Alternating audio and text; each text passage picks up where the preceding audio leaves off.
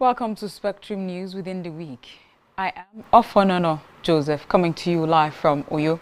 Let's take a look at the top stories. President Tinubu urges ECOWAS to declare resource theft international crime. Governor Moina moves to launch tree crop revolution, repositions Academy. Plus, Zelensky fails to secure Tomahawk missiles at talks with Trump. Details of these stories and more in just a moment.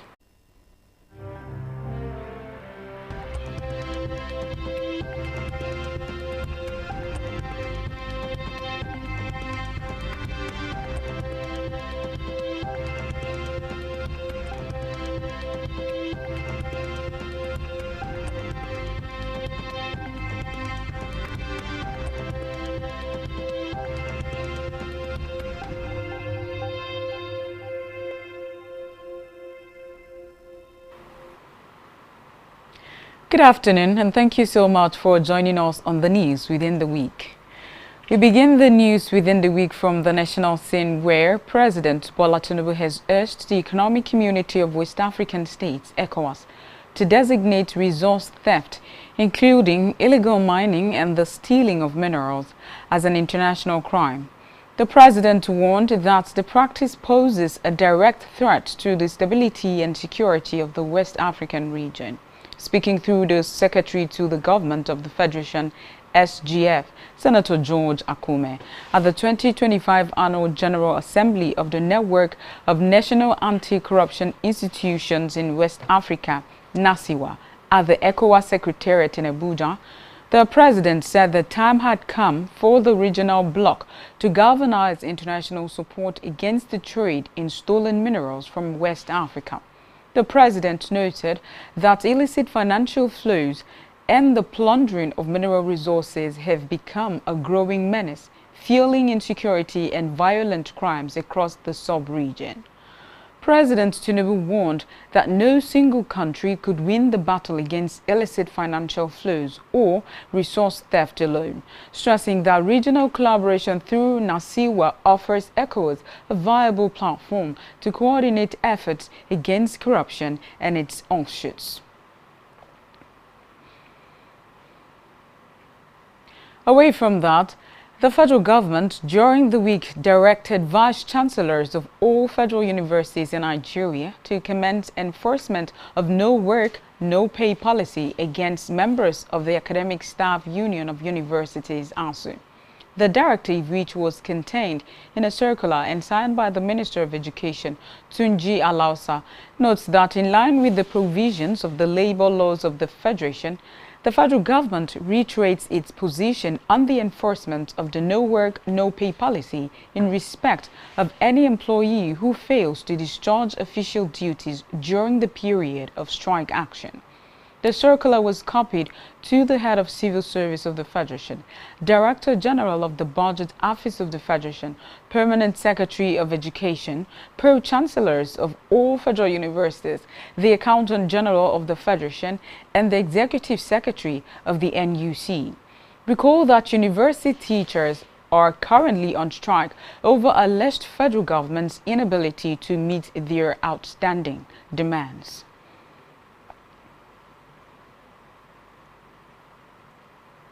Meanwhile, the Federal Ministry of Education in course of the week said that the Nigerian senior secondary school students in arts and humanities will no longer be required to present a credit in mathematics in their senior school certificate examination, organized by the West African Examination Council and National Examination Council, as a condition for admission to universities and polytechnics. The Minister of Education, Dr. Tunji Alausa, described the reform as a deliberate effort to expand access to tertiary education. The ministry also approved a comprehensive reform of admission entry requirements into all tertiary institutions across the country, increasing the average annual intake from about 700,000 to 1 million students, adding that the new policy aims to expand access to higher education and create opportunities for an additional 250,000 to 300,000 admissions each year. In the meantime, the chairman of the Federal Civil Service Commission, Professor Tunji Olaokpa, within the week called for a holistic review of the disciplinary control system in the civil service. He said such reform is necessary to drive culture change, value reorientation, and address the persistent delays in handling disciplinary matters within the system. A statement released by the Commission's Head of Press and Public Relations, Taiwo Hassan, said Olaokpa spoke at a one-day joint retreat between the Commission and the Office of the Head of the Civil Service of the Federation. The FCSC boss also emphasized the importance of rethinking the link between merit, competency-based human resource practices, performance management, and the wage structure, noting that such integration was crucial to restoring the federal government's image as an employer of choice. Now to the legislature, where the National Assembly during the week proposed shifting Nigeria's next general elections to November 2026, 6 months earlier than the usual February date. The proposal is contained in the Electoral Act Amendment Bill 2025, unveiled during a joint public hearing organized by the Senate and House Committees on Electoral Matters in Abuja. The bill, which seeks to repeal the 2022 Electoral Act and enact a new Electoral Act 2025, drew lawmakers, civil society organizations, and other stakeholders to the one-day session. According to the draft amendment, elections into the office of the President and Governor of a state shall be held not later than 185 days before the expiration of the term of office of the last holder of the office. The proposed adjustment aims to ensure all election litigations are concluded before May 29, 2027 handover date. Lawmakers, however, noted that the change alone may not be enough unless the judiciary is strengthened to handle the volume of election cases. If approved, the amendment means Nigeria's presidential and governorship elections could hold in November 2026, roughly 6 months before the end of the current administration's tenure. Other highlights of the bill include inmate voting, early diaspora voting, use of NIN for voter registration, and compulsory electronic transmission of results.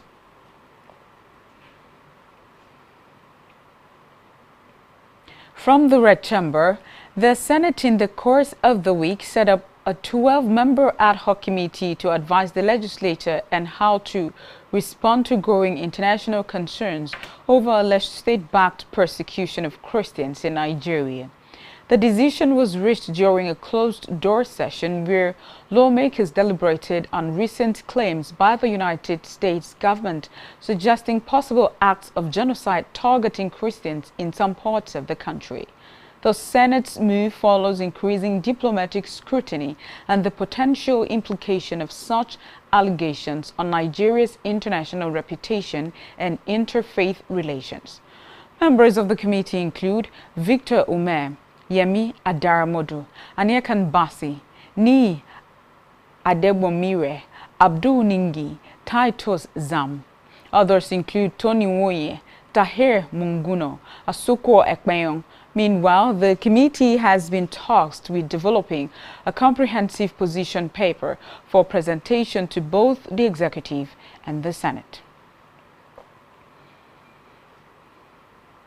In a separate development, the newly appointed INEC chairman, Professor Joash Amukbitong, on Thursday, said that he will carry out a general audit of the Independent National Electoral Commission, INEC, especially the logistics for conduct of the 2023 general elections, to unravel the challenges of the electoral management body and prefer suitable solutions in collaboration with relevant stakeholders. Amukbitong disclosed this during his screening at the Committee of Whole by the Senate. Quoting from a ruling of the Supreme Court, Amukbitong said that the use of INEC's results viewing portal, IREV, is not a part of the results collation system of the Commission. He further said that there is a need for an Electoral Offences Commission to help investigate and prosecute electoral offences.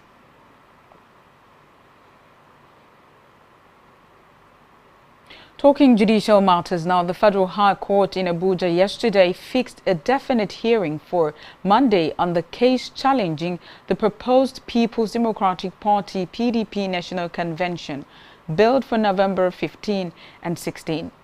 Justice James Omotosho assured the parties that he would do all within his powers to determine the suit before the end of the month. The judge spoke following a complaint by a lawyer to the PDP, Chris Uche San, that the party was being held back by the status order earlier made by the court. Justice Omotosho restated its order for parties in the suit, seeking to stop the November convention of the PDP to maintain the status quo.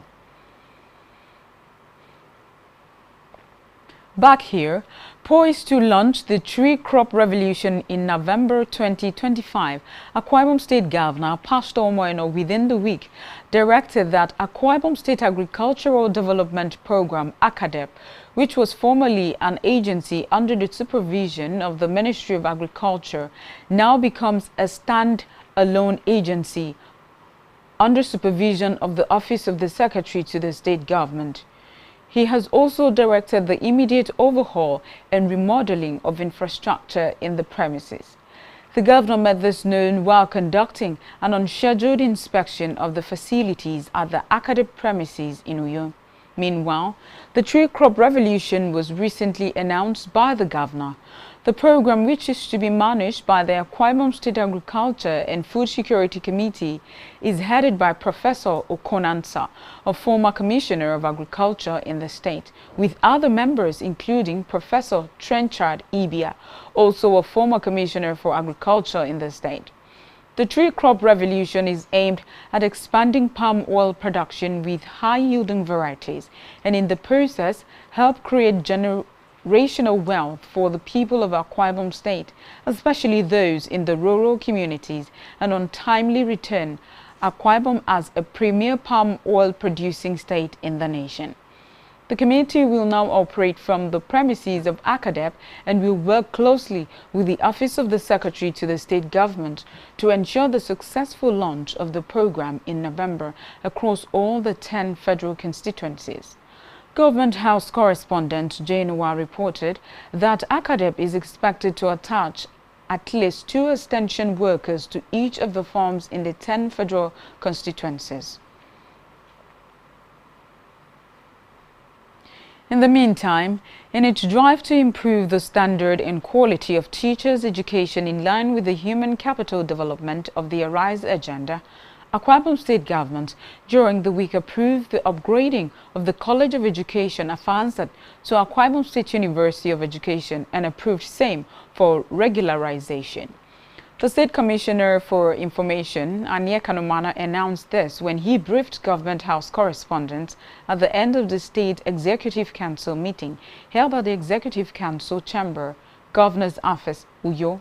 According to him, in a bid to realign and update ministerial responsibilities as well as resolve areas of overlap, the governor also approved the composition of a special committee to implement the exercise.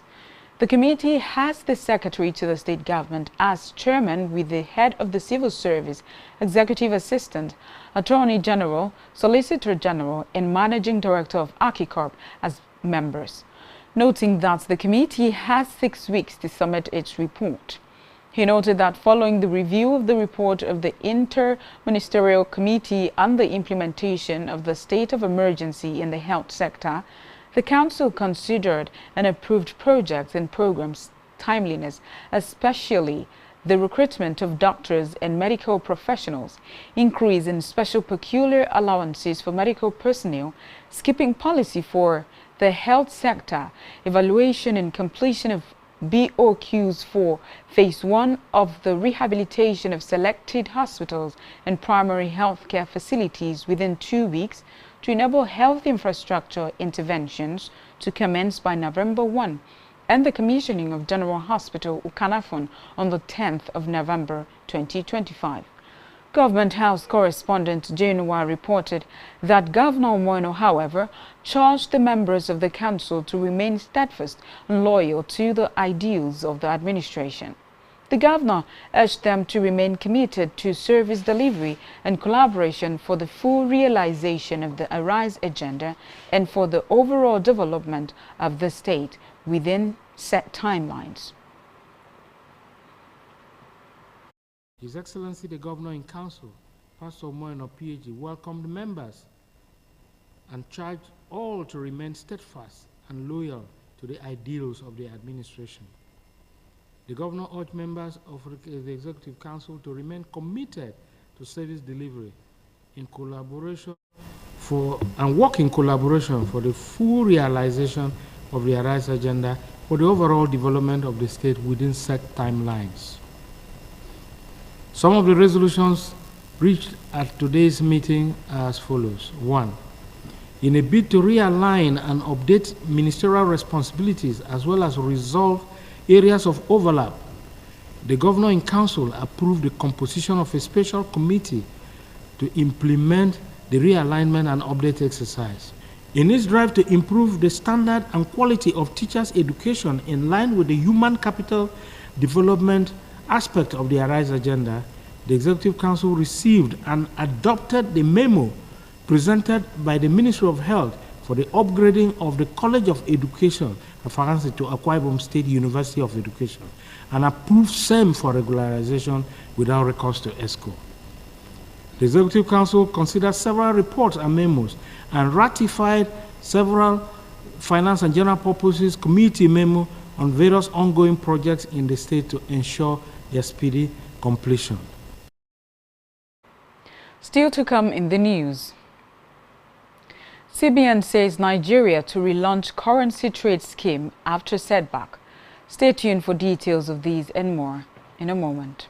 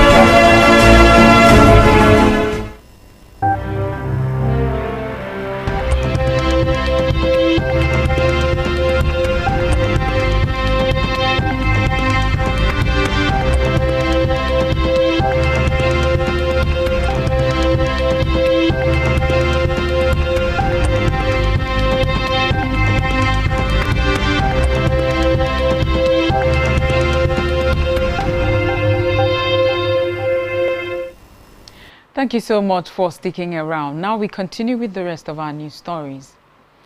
Now to Africa, where Army Colonel Michael Randrianirina yesterday was sworn in as Madagascar's president just days after a military power coup that sent ex-president Andry Rajoelina fleeing.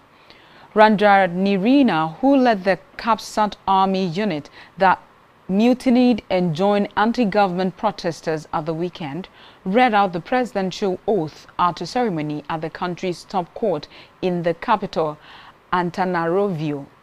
The ceremony, presided over by the head of the Constitutional Court, was attended by military officers, politicians, representatives of the Gen Z youth-led protest movement, and several foreign delegations, including from the United States, the European Union, Russia, and France. Meanwhile, the African Union announced that it had suspended Madagascar from its borders with immediate effect until constitutional order is restored after a coup that ousted President Andry Rajoelina. The group previously suspended several other member states after military coups, including Mali, Burkina Faso, and Guinea. The uprising resulted in a military-backed coup that brought Rajoelina to power as the transitional leader of his Indian Ocean country at the age of 34. Reports say the same military unit that aided Rajoelina's rise on Tuesday declared it was taking power in Madagascar and ousting him as president following weeks of youth-led protest. Still in Africa, dozens were injured yesterday at the state funeral of Kenya's revered opposition leader Raila Odinga as crowds rushed to see his coffin. It came 2 days after at least 3 people were killed when security forces opened fire to disperse a crowd that had gathered to see Odinga's body in a separate ceremony. The 80-year-old died from a suspected heart attack at a health clinic in southern India on Wednesday, triggering a huge outpouring of grief for a man known affectionately as Baba, father, by many Kenyans. On the foreign scene, President Volodymyr Zelensky has failed to secure Tomahawk missiles from a White House meeting after U.S. President Donald Trump indicated he was not ready to supply. Zelensky said after the cordial bilateral, he and Trump had talked about long-range missiles but decided not to make statements on the issue because the United States does not want an escalation. Following the meeting, Trump took to social media to call for Kyiv and Moscow to end the war. The Trump-Zelensky meeting came a day after Trump spoke with Russian President Vladimir Putin by phone and agreed to meet him in Hungary soon.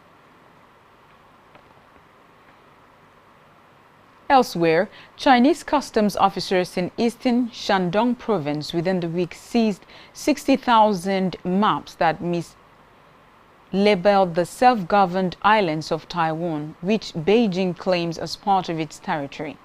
Authorities said the maps also omitted important islands in the South China Sea, where Beijing's claims overlap with those of its neighbors, including the Philippines and Vietnam. The authorities noted that the maps meant for export cannot be sold because they endanger national unity, sovereignty, and territorial integrity of China. The Chinese customs added that the maps also did not contain the 9-dash line which demarcates Beijing's claim over nearly the entire South China Sea. Still on the foreign scene, Israel's military has confirmed that the latest remains handed over to the Red Cross in Gaza and returned to Israel are those of a dead hostage. The Israel Defense Forces IDF said the returned hostage is Eliyahu Magalit, 75, who was killed on October 7 and his body taken into Gaza from Nir Oz kibbutz. His death was announced by Israel in December 2023, a month after his daughter, Nili, who was also taken hostage, was released during a temporary truce. Magalit, who was known to his family and friends as Churchill, is the 10th dead hostage to return from Gaza. the remains of a further 18 people have yet to be repatriated. We move now to business, where the International Monetary Fund (IMF) during the week revised upward its Nigeria's growth forecast to 3.9% in 2025 and 4.1% in 2026, citing improvement in the country's macroeconomic outlook. The IMF stated that the upgrade of its national growth projection for Nigeria was also based on favorable domestic situation. The multilateral institution gave the verdict in its World Economic Outlook (WEO) report released at the ongoing IMF World Bank annual meetings in Washington, D.C., United States. At a press briefing on the WEO, IMF Economic Counselor Pierre-Olivier Gourinchas said the fund based its outlook for Nigeria on several improving macroeconomic indicators and supportive domestic factors. Meanwhile, the governor of the Central Bank of Nigeria, CBN, Olayemi Cardoso, in the course of the week said that Nigeria is developing a new framework to enable the use of national currencies in bilateral trade settlements. Speaking at a press briefing at the IMF World Bank annual meetings in Washington, D.C., Cardoso explained that while the country had previously experimented with local currency trade agreements, the initiative did not yield the desired results. He said the central bank was taking a more cautious and constructed approach this time to ensure that future local currency trade arrangements deliver mutual benefits and reduce dependence on foreign exchange in cross-border transactions. Still talking business, Nigeria's inflation rate recorded its biggest drop in recent period to 18.02% in September, as above-average decline in prices of basic food items, the stable currency and improved cost of logistics sustained improvement in average cost of living.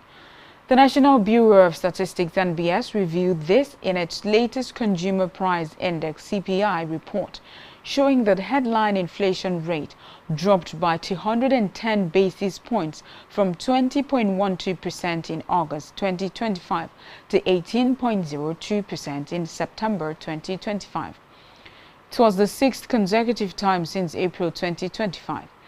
The decline in headline inflation rate was driven by broad improvement in prices, especially with substantial drop in prices of food items.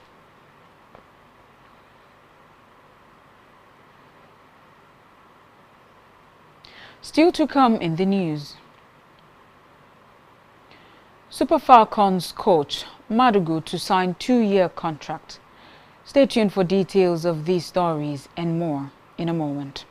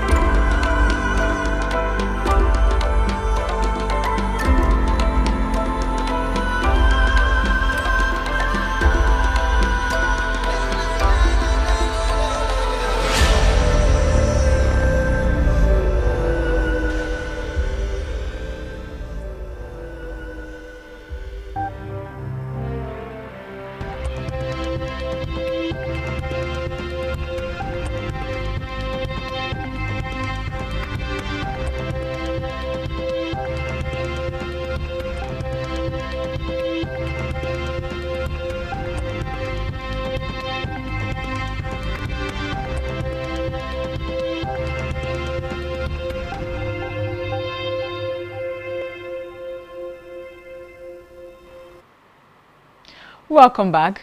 Now we conclude the rest of our news stories. In health, the World Health Organization (WHO) within the week said neurological disorders are responsible for more than 11 million deaths globally each year. The global health body urged governments to take urgent and coordinated action to address what it described as a growing public health crisis. The disclosure was accompanied by the release of the WHO's new Global Status Report on Neurology, which affirmed that neurological conditions now affect over 3 billion people, more than 40% of the global population. WHO Assistant Director General for Health Promotion, Disease Prevention and Control, Dr. Jeremy Farrar, highlighted the most common conditions to include stroke, migraine, Alzheimer's disease, diabetic neuropathy, meningitis, and epilepsy. Still talking health, pharmacists during the week blamed poor coordination between key government agencies tasked with securing the nation's pharmaceutical supply chain as a major reason behind the persistent circulation of fake and substandard medicines in the country. The stakeholders called on the National Agency for Food and Drug Administration and Control, Customs, Foreign Affairs, and law enforcement agencies to collaborate more tightly to tackle the high rate of fake drugs. The experts urged the government to step up regulation, integrate broader pharmacies' responsibilities, and clamp down fiercely on counterfeit medications. The drug specialists called for urgent reforms, including the implementation of track and trace technologies, stronger penalties for offenders, and robust collaboration across agencies.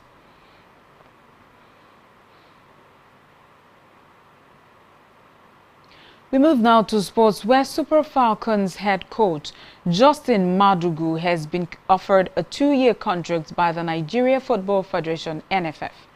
The contract will confirm Madugu's status of the multiple African champions. Madugu assumed the role of interim basis following the resignation of the former handler of the team, Randy Waldrum, last year. He guided the Super Falcons to win a record-extending 10th title at the 2024 Women's Africa Cup of Nations in Morocco.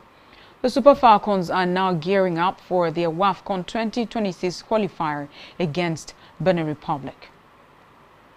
Elsewhere, Super Eagles will take on Gabon in the semi-finals of the African section of the 2026 FIFA World Cup. Rwanda saw them top the group with 18. Best runners-up from the 9 African qualifying groups are scheduled to take place in Morocco from November 13 to 16. Still in sports, Nigeria midfielder Wilfred Ndidi has been named vice-captain of Turkish Super League club Besiktas. The Black Eagles announced the decision on their official website. The 28-year-old joined Besiktas from Sky Bet Championship club Leicester City this summer. He has made 6 league appearances for Istanbul Giants. In our entertainment news, Prince Andrew has announced that he is giving up his titles, including the Duke of York. The prince has been under increasing pressure over his links with sex offender Jeffrey Epstein, with calls for Buckingham Palace to take action against him. The alleged accusations now seems to have resulted in the prince deciding to voluntarily hand back his titles and give up membership of the Order of the Garter, the oldest and most senior order of chivalry in Britain. In a personal statement, Andrew said he continued to vigorously deny the accusations against him.